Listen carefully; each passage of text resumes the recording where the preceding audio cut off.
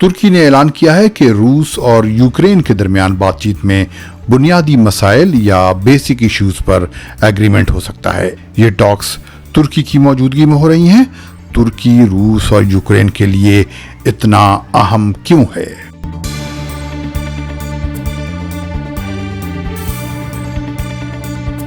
آج سوموار کا دن اور مارچ کی 21 تاریخ ہے۔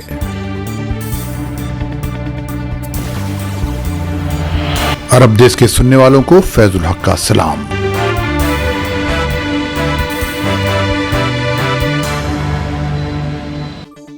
2014 سے جب سے روس اور یوکرین کے درمیان کشیدگی میں اضافہ ہونا شروع ہوا تھا، ترکی کی یورپ کے لیے اہمیت بڑھتی جا رہی تھی۔ وجہ ہے یورپ کی گیس کی ضرورتیں جو روس سے ہی پوری ہوتی ہیں۔ یورپ کی ضرورت ہے ترکی کے راستے اس کی گیس کی سپلائی جاری رہے۔ جیسے ہی یوکرین پر روس نے حملہ کیا، اسرائیل اور گریس یا یونان جیسے ملکوں کے سربراہان نے ترکی کی طرف توجہ دی۔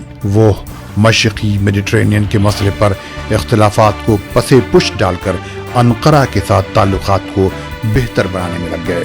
یہ بھی کہا جا رہا ہے کہ ترکی کے ساتھ تعلقات بہتر بنانے کے لیے امریکہ نے اسرائیل اور گریس پر دباؤ ڈالا اور یہ کہا کہ وہ ترکی کے بحری علاقوں سے میڈیٹرینین گیس یورپ سپلائی کرنے کے پروجیکٹ کو مان لیں۔ اسرائیل اور گریس چاہتے تھے امریکہ ترکی کو بائی پاس کر کے offshore mid east pipeline project کی فنڈنگ کرے، لیکن امریکہ نے اس سے انکار کر دیا ہے۔ جب سے روس نے یوکرین کے کریمیا علاقے پر قبضہ کیا ہے، انرجی مارکیٹ میں ترکی کی اہمیت بڑھی ہے۔ یورپ چاہتا ہے کہ وہ روس کی مونوپولی کو ختم کرنے کے لیے ترکی کی مدد لے اور اپنی انرجی سیکیورٹی کو یقینی بنائے۔ ترکی اس اعتبار سے جغرافیائی اور اسٹریٹجی کی اہمیت رکھتا ہے کیونکہ اس کے ایک طرف پیٹرول اور گیس پیدا کرنے والے علاقے مشرق وسطیٰ، قوقاز اور وسط ایشیا یعنی مڈل ایسٹ، کوکیسس اور سینٹرل ایشیا ہیں۔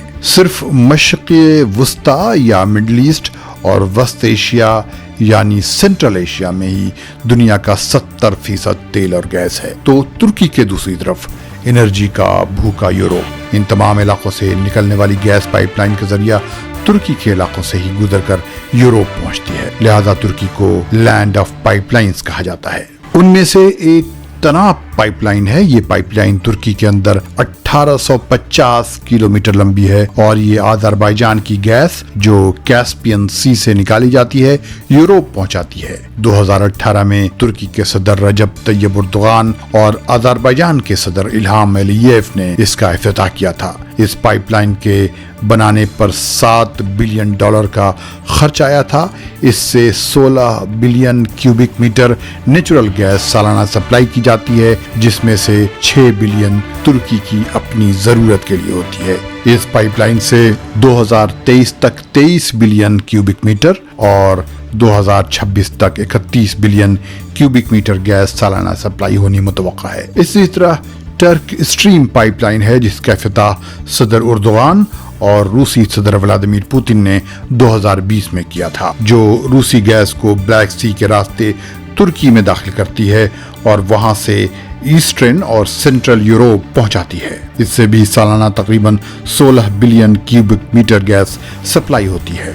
اس کے علاوہ بکو تبلیسی ارزروم لائن ہے جسے 2006 میں ترکی نے بنایا تھا تاکہ آذربائیجان سے سالانہ 8 بلین کیوبک میٹر گیس لے سکے۔